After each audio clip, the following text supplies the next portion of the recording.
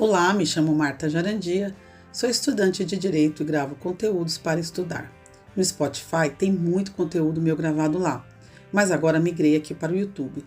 E se quiser estudar comigo, basta me seguir, dar um curtir e se inscrever no canal para receber notificações de novas publicações. Então chega de papo e partiu estudar. Oi pessoal, estão gostando de estudar execução no processo civil? Eu tô. Mas eu sou suspeita, né? Então vamos lá. Agora a gente vai entrar na execução para entrega de coisa, beleza?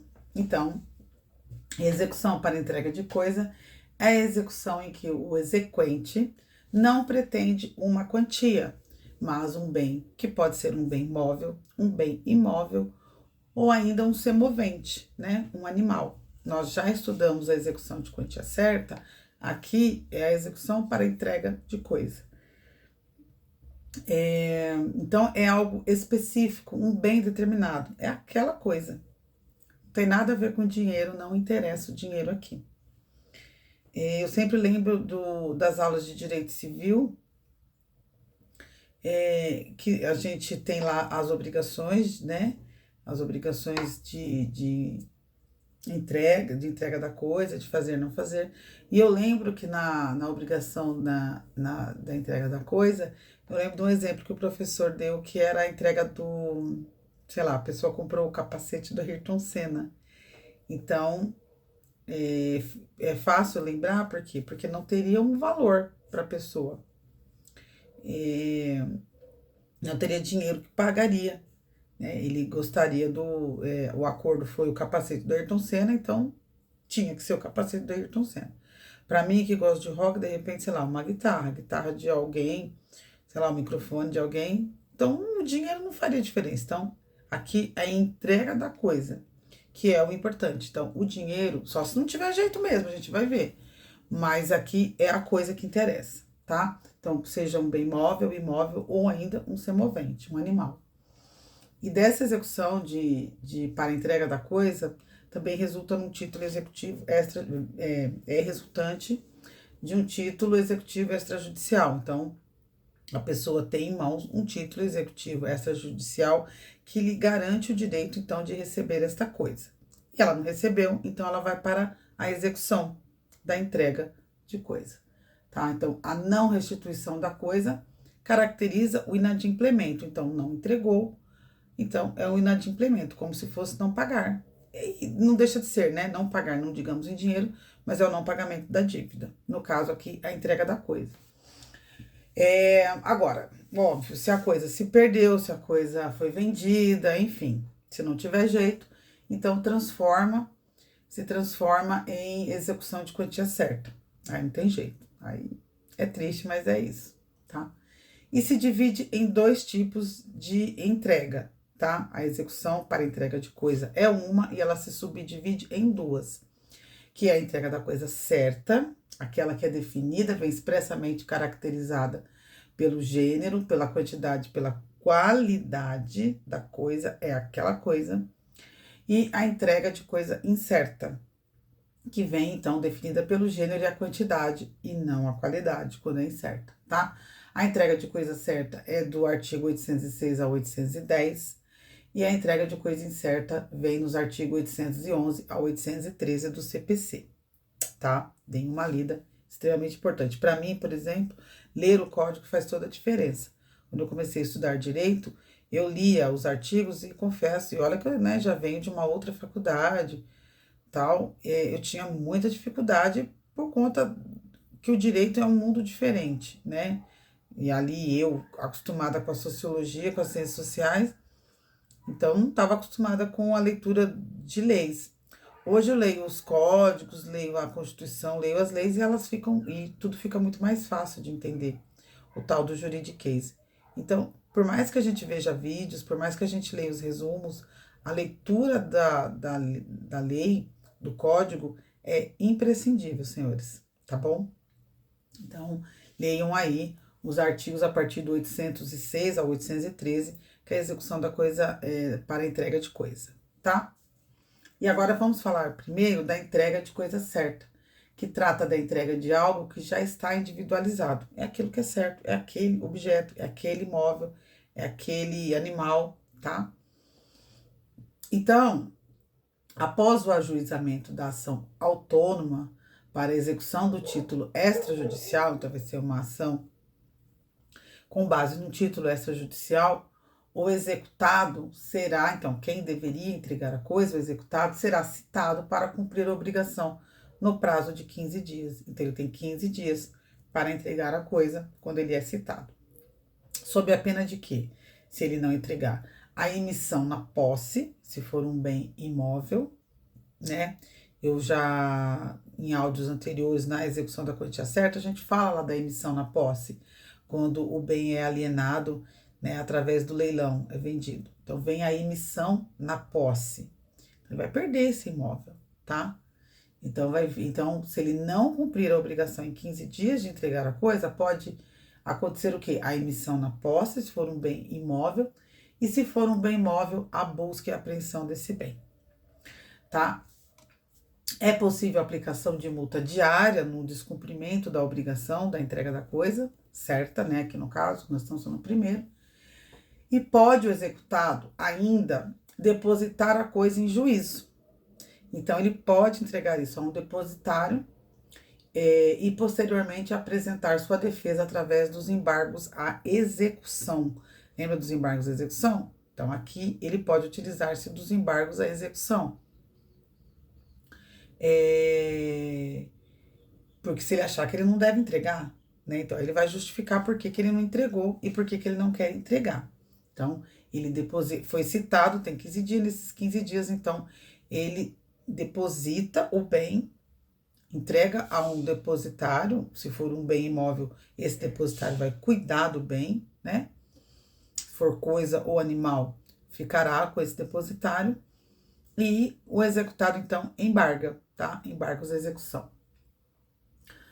O prazo para apresentação dos embargos, como eu disse, é de 15 dias, contados a partir da juntada do mandado, né, citatório, nos autos, conforme o artigo 915, no parágrafo 1º do Código Civil, no caso. Os embargos à execução, em regra, que nós já estudamos, não possuem efeito suspensivo, mas poderá ser concedido desde que presente os requisitos para a concessão da tutela provisória e o depósito da coisa. É meio que um spoiler isso aqui, porque depois das execuções nós vamos estudar as tutelas. E em um momento do estudo das tutelas, nós veremos, então, esse depósito aqui, tá? Para a concessão da tutela provisória, tá? Então, se o executado for embargar. E como não tem o efeito suspensivo, ele pode, então, pedir a concessão da tutela provisória. Bom, o que mais? Pode ocorrer ainda de a coisa ter sido alienada a terceiro, então, digamos que esse executado já tenha vendido para alguém esse bem, essa coisa, né, após a propositura da execução. Então, ele foi intimado aqui, né? Intimado. Ou é citado? Não, ele é citado, né? É citado. E aí ele tem 15 dias para apresentar, para entregar a coisa ou para embargar. E digamos que nesses 15 dias ele venda o bem, né? A coisa. Então, se a coisa foi alienada a terceiro após a propositura da execução, nessa hipótese, o que acontece fica caracterizado o quê? Fraude à execução. Também já estudamos isso, tá? Tá lá no Spotify. Mas então, se ele vender depois da propositura da ação, fica caracterizado a fraude à execução e a coisa sofrerá constrição judicial. Então, né? A justiça vai intervir aí. Será expedido um mandado executivo contra este terceiro adquirente, que deverá depositar a coisa litigiosa a fim de apresentar a sua defesa. Então, o terceiro que está com bem, ele vai ter que depositar e apresentar a sua defesa. A defesa do terceiro adquirente é realizada através de embargos também, e embargo de terceiro, artigo 792, tá? É uma faculdade, ou seja, é uma opção do exequente buscar a coisa que está em poder de terceiros. Então, se o executado vendeu, alienou, isso é um terceiro, o exequente ele pode buscar, né? Aí ele pode optar pela busca. Ahn, ou então somente receber do executado o correspondente ao valor da coisa. E aí, então, ou ele vai buscar, caso esse terceiro não embarque, né?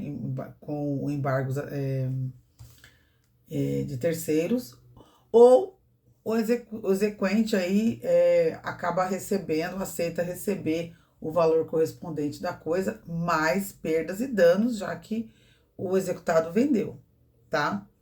Pode receber o valor da coisa, mais perdas e danos. Ou ele vai lá buscar com o terceiro, com o terceiro.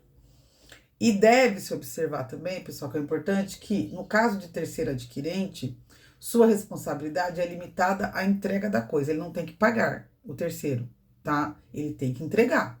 Ou ele embarga e prova alguma coisa lá pro juiz, que o juiz fala, tá, então fica com você.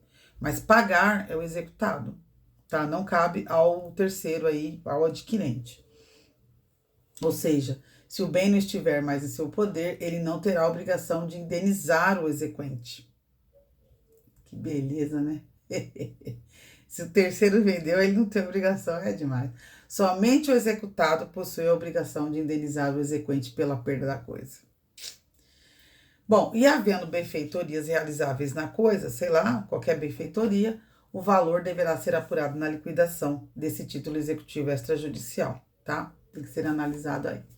E por fim, pessoal, a entrega da coisa incerta, ela vem aí a partir do 811, e a escolha da coisa pode caber ao exequente ou ao executado, porque é uma coisa incerta. Lembra que eu falei que aqui não entra a qualidade? Então, se for o exequente que escolher, ele individualizará já na petição inicial aquilo que ele pretende receber. A quantia em dinheiro não é abrangida pela execução para entrega da coisa incerta, visto que esta consiste em obrigação específica, que é a execução de pagar a quantia certa. Aqui nós estamos falando de uma coisa. Então, se o executado escolher, então ele já faz isso na petição inicial, especificando, tá? Individualizando. Se for o executado, né, que vai escolher a coisa, ele vai ser citado para entregar a coisa já individualizada ao seu critério, né? E ele vai definir isso após a citação, então vai receber a citação, vai estar ciente de que ele tem que entregar a coisa incerta, ele vai então decidir ali, a escolha ficou por ele. Então, isso depois da citação. E aí cabe destacar que, de acordo com o artigo 244 do Código Civil, o devedor não poderá dar a coisa pior, nem será obrigado a prestar a melhor. Então, aqui, como não tem a qualidade, ele tem que manter o mesmo padrão do que foi acordado, certo? Para entregar a coisa. Ele não vai entregar nenhuma coisa melhor e nenhuma coisa pior, tá? E no prazo de 15 dias, a escolha pode ser impugnada, tá? Então, o devedor escolheu, ele pode impugnar, o credor, né, o exequente escolheu, o devedor pode também impugnar. Não quero entregar isso. E aí eles vão apresentar suas razões, tá? Pela parte interessada aí. Caso seja necessário, o juiz pode ouvir um perito de sua nomeação para decidir a impugnação. Vocês entenderam? Então, a escolha da entrega da coisa incerta pode ser pelo exequente ou pelo executado. Se for pelo exequente, o executado pode impugnar em 15 dias. Se for o executado que vai escolher, o exequente também pode impugnar, não concordar com aquilo que foi individualizado, tá? A decisão do juiz aqui nessa impugnação será a decisão interlocutória e cabe o quê? Agravo de instrumento. Lembra? Decisão interlocutória cabe agravo de instrumento. Olha o que diz o parágrafo único do 1015. Cabe agravo de instrumento contra as decisões interlocutórias que versarem sobre. Parágrafo único. Também caberá agravo de instrumento. Aí vem o rol, lembra? Do 1015, e aí o parágrafo único. Também caberá agravo de instrumento contra decisões interlocutórias proferidas na fase de liquidação de sentença, ou de cumprimento de sentença, ou no processo de execução e também no de inventário, tá? Então, cabe agravo. E, para embargar, é importante lembrar que é preciso realizar o depósito da coisa, tá? tanto na certa quanto na incerta, tem que depositar, fazer esse depósito para embarcar, porque a gente tem que garantir que o negócio está guardado, certo? Vai passar esse prazo aí discutindo, então tem que garantir que a coisa esteja resguardada. Beleza, pessoal? Só temos agora mais uma execuçãozinha para estudar, que vai ser a obrigação de fazer e não fazer. E a gente, então, fecha aqui o vídeo com essa obrigaçãozinha aqui de entregar a coisa.